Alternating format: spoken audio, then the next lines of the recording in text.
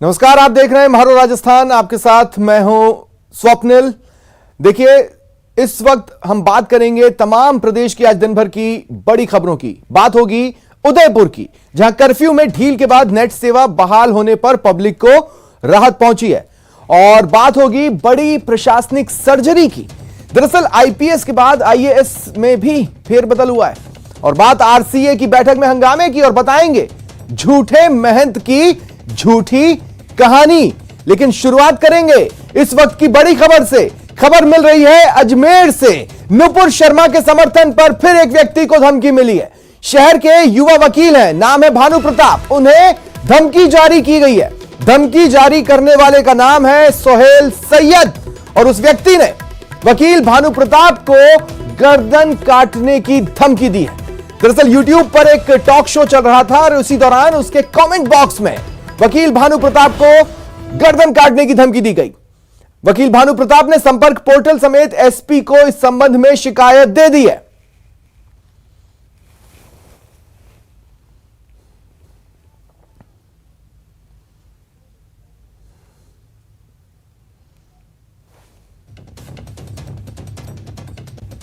तो जान से मारने की धमकी मिली है, गर्दन काटने की धमकी दी गई है। देखिए वो कमेंट बॉक्स जिसमें धमकी जारी की गई वकील भानु प्रताप के लिए, वो भी हम आपको आपके टीवी स्क्रीन पर दिखा रहे हैं। एक बार फिर उदयपुर हत्याकांड वाले घटनाक्रम के जो शुरुआती घटनाक्रम रहा है उससे ये चीजें मैच हो रही हैं, और इसलिए पुलिस प्रशासन इसे गंभीरता से ले रहा है।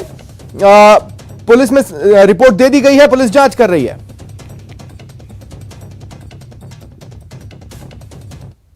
लिखते हैं उसमें मैं भी आज विश्वास हो गया, मेरा भी नाम आगे जाएगा।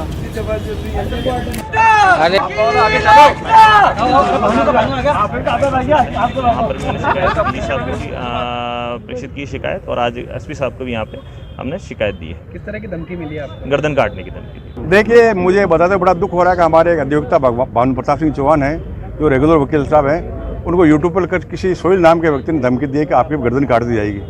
जैसे ये मामला बाद में पता पड़ा, बाद में भारी रोष है। हमने डी साहब से संपर्क किया। डी साहब ने कहा कि मैं भी तुरंत प्रभाव से कार्रवाई करूँगा। अभी एस साहब थे, उसके अफसर नहीं, सागवान साहब से मिले, उनको बताया इस मामला आप गंभीरता से लें, इनको गाड़ दें और तुरंत प्रभाव से। और ज्यादा जानकारी के लिए बात करेंगे सहयोगी अभिजीत दवे से, इस वक्त मेरे साथ फोन लाइन पर जुड़ रहे हैं। अभिजीत, उदयपुर हत्याकांड की पूरे घटना को याद करें तो शुरुआत इसी तरह हुई थी, और इसलिए पुलिस इस वाकये को, इस धमकी को लाइटली नहीं ले सकती।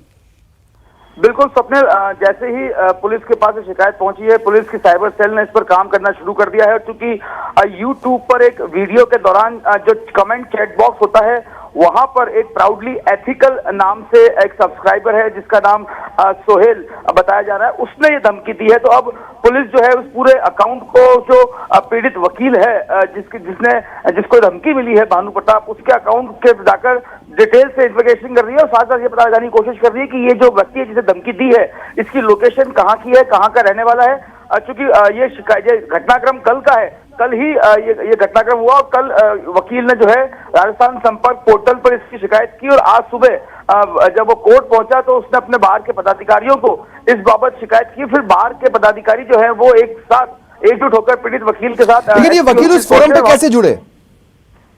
देखिए, चूंकि ये जो इंडिविजुअल केस है स्वप्निल, ये जो वकील भानु प्रताप है, ये अपने मोबाइल पर यूट्यूब पर जो नुपुर शर्मा से रिलेटेड जो टॉक शोज चल रहे थे अलग अलग, उसका कोई एक वीडियो अपलोड हुआ था, वो वीडियो देख रहा था। उस वीडियो के नीचे कमेंट बॉक्स चल रहे थे। उस कमेंट बॉक्स में जो पीड़ित वकील है भानु प्रताप, वो किसी अन्य व्यक्ति के साथ चर्चा कर रहा था। उस चर्चा के बीच में ये प्राउडली एथिकल नाम करके एक सब्सक्राइबर है जिसका नाम सोहेल सैयद बताया जा रहा है। इस सोहेल सैयद ने इन दोनों के बातचीत के बीच में आकर इस धमकी को भरा एक कमेंट जो है किया है, जिसके बाद इस वकील ने सबसे पहले राजस्थान संपर्क पोर्टल पर शिकायत की। फिर आज सुबह कोर्ट पहुंचने के बाद इसने अपने बाहर के पदाधिकारियों को इसकी लिखित सूचना दी, जिसके बाद बाहर के तमाम पदाधिकारी जो हैं वो एसपी ऑफिस पहुंचे हैं, और उन्होंने एडिशनल एसपी विकास सांगवान को एक लिखित शिकायत देकर तत्काल प्रभाव से इस मामले की गंभीरता को समझते हुए, क्योंकि उदयपुर में लेकिन साइबर सेल काफी एक्टिव रहती है, आखिर क्या कारण है कि वक्त बीत रहा है लेकिन इतना तक पता नहीं लगा पाए कि ये किसका आईडी है, ये कहाँ का रहने वाला है, कहाँ से उसने कमेंट किया? देखिए, अभी शाम के वक्त में ही जो बाहर के पदाधिकारी हैं ये एसपी ऑफिस पहुंचे थे। आज से करीब 2 से 3 घंटे पहले ही इन्होंने एक ये लिखित शिकायत जो है वो एडिशनल एसपी को सौंपी है और एडिशनल एसपी विकास सांगवा ने तत्काल प्रभाव से साइबर सेल को इस मामले में काम पर लगा दिया गया है। जो भी फर्दर डेवलपमेंट होंगे वो जानकारी में आ जाएगी। लेकिन इस बीच में वकीलों ने जो बाहर के पदाधिकारी हैं उन्होंने इस पीड़ित वकील की सुरक्षा की मांग की है ताकि किसी तरह की कोई अप्रिय घटना नहीं हो इस मामले में। स्वप्निल, ये सोहेल सैयद नाम कैसे आया? देखिए, जो YouTube पर कमेंट किया है उस YouTube पर प्राउडली एथिकल सब्सक्रिप्शन के साथ साथ सोहेल सैयद नाम लिखा हुआ आ रहा है। तो आइडेंटिफिकेशन अभी इस रूप में हुई है कि ये सोहेल सैयद नाम है। अभी ये भी कंफर्म नहीं है कि क्या ये रियल नाम है या ये बरगलाने वाला नाम है। इस तमाम पहलू की जांच जो है वो पुलिस करेगी, उसके बाद चीजें निकल के सामने आ पाएंगी। स्वप्निल, तो मैं अभिजीत आपको रोक रहा हूं। इस वक्त मेरे साथ युवा वकील हैं भानु प्रताप जी फोन लाइन पर जुड़ रहे हैं। भानु प्रताप जी, स्वागत करता हूं मैं आपका न्यूज़ 18 राजस्थान पर। जी नमस्कार जी। भानु प्रताप जी, ये धमकी आपको कब मिली? कल सुबह मैंने चेक किया था। कल सुबह मुझे ये YouTube पे मैसेज कमेंट में आया था कि गर्दन काट दी जाएगी। तो आप उस प्लेटफॉर्म पर किसी के साथ डिबेट कर रहे थे या क्या हुआ था? मैं ये नुपुर शर्मा से संबंधित और अभी जो हालात है उससे संबंधित कोई वीडियो था। उस वीडियो के रिकॉर्डिंग मैं शफल कर रहा था। तो मुझे वो वीडियो दिखा और मैंने कमेंट बॉक्स देखा था। कमेंट बॉक्स के अंदर किसी व्यक्ति ने कोई कमेंट कर रखा था। ऐसा कोई आपत्तिजनक कमेंट नहीं था और हमने कोई ऐसी कोई बात भी नहीं करी। लेकिन थर्ड पर्सन ये कोई सैयद है जिसने अचानक से बीच में आके ये धमकी दी। ये धमकी आपने कल सुबह देखी, लेकिन पुलिस में शिकायत आज दी है? कल मैंने सुबह देखी थी। ऑफिस था, कल छुट्टी थी हमारी, संडे था, ऑफिस था, तो कुछ काम भी कर रहे थे। तो पहले तो इग्नोर करने की कोशिश की और फिर साथियों ने और बाकी सब ने भी कहा। मैंने घर पे भी बात करी है। फिर मैंने शाम के टाइम संपर्क पोर्टल राजस्थान पर भी ऑनलाइन शिकायत भेजी थी। और आज जब सुबह मैं कोर्ट गया तो मेरे जो बार एसोसिएशन अजमेर है उनके अध्यक्ष। चलिए, शुक्रिया भानु प्रताप जी। और अभिजीत, आपका भी मेरे साथ जुड़ने के लिए, तमाम बातचीत के लिए। और देखिए क्या कुछ चल रहा है उदयपुर में, आपके साथ साझा करते हैं। उदयपुर शहर में आज पुलिस ने कानून व्यवस्था बहाल रखने के लिए और शांति का संदेश देने के लिए, शांति व्यवस्था बनाए रखने के लिए आज पैदल मार्च निकाला। जिला कलेक्ट्रेट से ये रूट मार्च शुरू हुआ और शहर के जो अंदर के जो इलाके हैं वहां पर भी ये मार्च पहुंचा।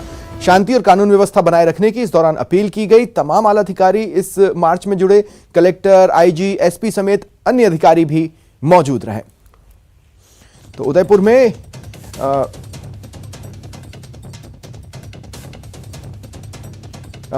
हुए कन्हैया लाल हत्याकांड के बाद से पुलिस प्रशासन कानून और शांति व्यवस्था बनाए रखने के लिए पैनी नजर बनाए हुए है और इस बीच उदयपुर भी खुद अपने आप को रिकवर कर रहा है। ऐसे में आज पुलिस प्रशासन की ओर से शहर भर में रूट मार्च निकाला गया। रूट मार्च के दौरान डिविजनल कमिश्नर राजेंद्र भट्ट, जिला collector Tarachand Meena, IG Praful Kumar, SP Vikas Sharma समेत कई अधिकारी मौजूद रहे।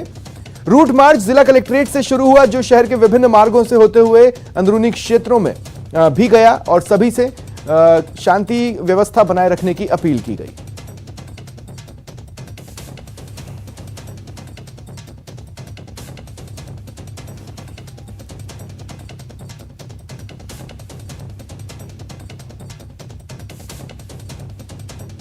और ज्यादा जानकारी के लिए इस वक्त मेरे साथ जुड़ रहे हैं सहयोगी कपिल श्रीमाली। कपिल, मैं आपसे, देखिए मैं ये कहना चाहता हूं कि जब जो ढील है कर्फ्यू में वो बढ़ाई जा रही है, नेट की व्यवस्था भी आज से शुरू कर दी गई है, ऐसे में एहतियातन बहुत कुछ करना जरूरी होता है और वही करते हुए हम देख रहे हैं पुलिस प्रशासन को। बिल्कुल, देखिए जिस तरह से छूट दी जा रही है उसके साथ ही सुरक्षा अब मुस्तैदी से रखी जा सके, इसके लिए भी पुलिस प्रशासन लगातार प्रयास कर रहा है। और जैसे ही इंटरनेट में छूट दी गई उसके बाद में आप देखिए उदयपुर एसपी के नेतृत्व में रिजर्व फोर्सेस के बटालियन और पुलिस की टीम ने पूरे शहर में और लगभग सभी सेंसिटिव इलाकों में एक रूट मार्च किया और रूट मार्च के मार्फत लोगों में भी विश्वास जगाने की कोशिश की कि पुलिस मुस्तैदी से सुरक्षा के सारे इंतजाम कर रही है। उसके अलावा ये अपील की गई है कि किसी तरह के भ्रामक मैसेज, अफवाहें वायरल ना की जाए। और दूसरा, पुलिस की साइबर सेल पूरी तरह से एक्टिव है। यदि किसी भी मोबाइल द्वारा कोई वायरल मैसेज जो कि भ्रामक मैसेज होगा या फिर कोई अफवाह वायरल की जाएगी तो साइबर सेल एक्टिवली उस पर कार्रवाई करने के लिए मुस्तैद है। ये स्पष्ट तौर पर पुलिस द्वारा अपील भी जारी की गई है और चेतावनी भी दी गई है। तो छूट का दायरा बढ़ाया गया है। उसके साथ में सुरक्षा के मापदंड कुछ दिनों तक यहाँ पर पूर्व की तरह ही रखे जाएंगे ताकि किसी तरह की अप्रिय घटना यहाँ पर घटित ना हो। जी चलिए, शुक्रिया कपिल तमाम जानकारी के लिए। और इधर कन्हैयालाल हत्याकांड पर प्रदेश भर में आक्रोश थम नहीं रहा है। आपको कुछ तस्वीरें दिखाते हैं आक्रोश की। आज जो 2 तस्वीरें सामने आई हैं वो आपकी टीवी स्क्रीन पर हैं। पहली सीकर की, जहां लोगों ने मौन जुलूस निकाला। इस जुलूस में साधु संतों समेत सांसद सुमिधानंद सरस्वती और भारी संख्या में लोग शामिल हुए। और दूसरी तस्वीर राजसमंद की, जहां भीम कस्बे में 1 हफ्ते के अंदर दूसरी बार पुलिस पर हमला हुआ है।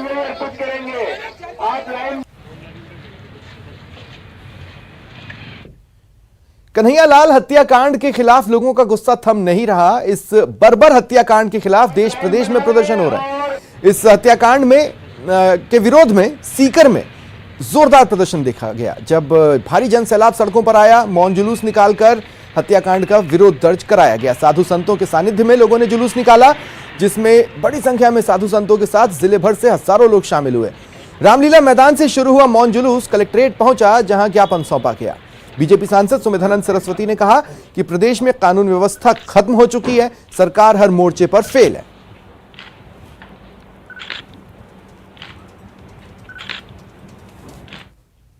आज सीकर में हिंदू समाज के सभी संतों के नेतृत्व में समाज के सभी वर्गों ने मिलकर के हजारों की संख्या में इकट्ठे होकर के मौन जुलूस निकाला है।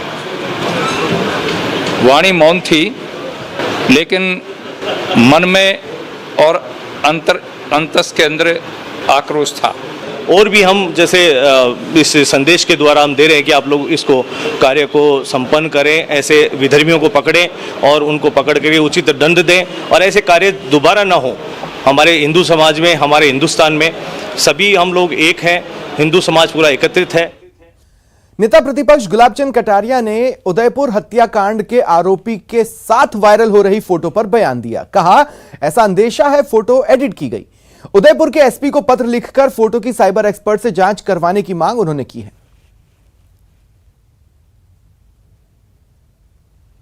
तो देखिए, ये वो फोटोग्राफ है जो एकाएक सुर्खियों में आया है और इस फोटोग्राफ को लेकर बीजेपी पर कांग्रेस जमकर हमलावर भी हुई है।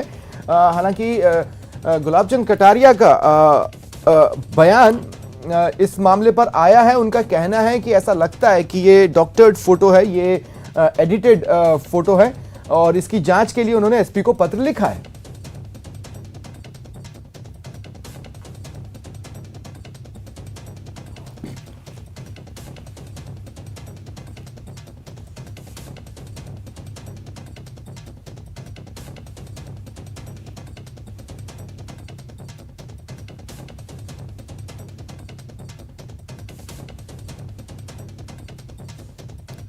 नेता प्रतिपक्ष गुलाबचंद कटारिया का कहना है कि ये फोटोग्राफ एडिटेड ज़्यादा लग रहा है, डॉक्टर्ड हो सकता है, ऐसे में इसकी जांच करवानी ज़रूरी है और इस संबंध में उन्होंने एसपी को लिखा है। तो ये ऑफिशियल स्टेटमेंट गुलाबचंद कटारिया ने दिया है। हालांकि कांग्रेस इन्हीं फोटोग्राफ्स के जरिए बीजेपी पर लगातार हमलावर है। इस फोटोग्राफ्स की वजह से बीजेपी को बैकफुट पर भी आना पड़ा, लेकिन गुलाबचंद कटारिया फ्रंट फुट पर आकर खेलने के लिए जाने जाते हैं। उन्होंने मीडिया के सामने इस फोटो को एडिटेड कहा है और इसकी जांच के लिए प्रशासन को लिखा है।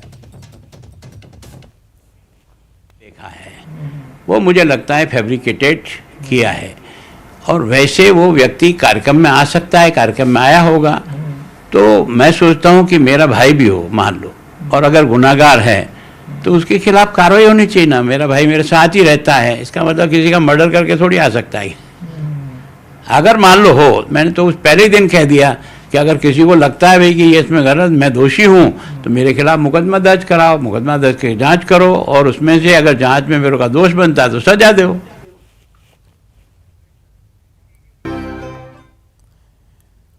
ब्रेक के बाद एक बार फिर आप सभी का स्वागत है। राजस्थान क्रिकेट एसोसिएशन की ईजीएम की बैठक हंगामेदार रही। बैठक में शामिल हुए नागौर, अलवर और श्रीगंगानगर जिला क्रिकेट संघ के पदाधिकारी अपनी सुनवाई नहीं होने से नाराज हो गए और हंगामा कर दिया। इसके बाद आरसीए ने तीनों जिला संघों के एफिलिएशन को रद्द कर दिया। आखिर क्यों हुआ हंगामा, देखिए। आरसीए की बैठक में जिला संघों का संग्राम। 3 जिला क्रिकेट संघ के निलंबन पर सवाल। करप्शन कनेक्शन पर हंगामा नॉन स्टॉप। हंगामा है क्यों बरपा? जी हां, जयपुर में आज राजस्थान क्रिकेट एसोसिएशन की एक्स्ट्रा ऑर्डिनरी जनरल बॉडी की बैठक चल रही थी। तभी अचानक खेल पर संग्राम होने लगा। नागौर, अलवर, श्रीगंगानगर जिला संघों का आरोप। जिला संघों की समस्या पर ध्यान नहीं देने का आरोप। जिला संघ के पदाधिकारियों का बैठक में हंगामा। डीसीए के अधिकारियों को बैठक से निकाला गया। तीनों जिला क्रिकेट संघों का एफिलिएशन खत्म।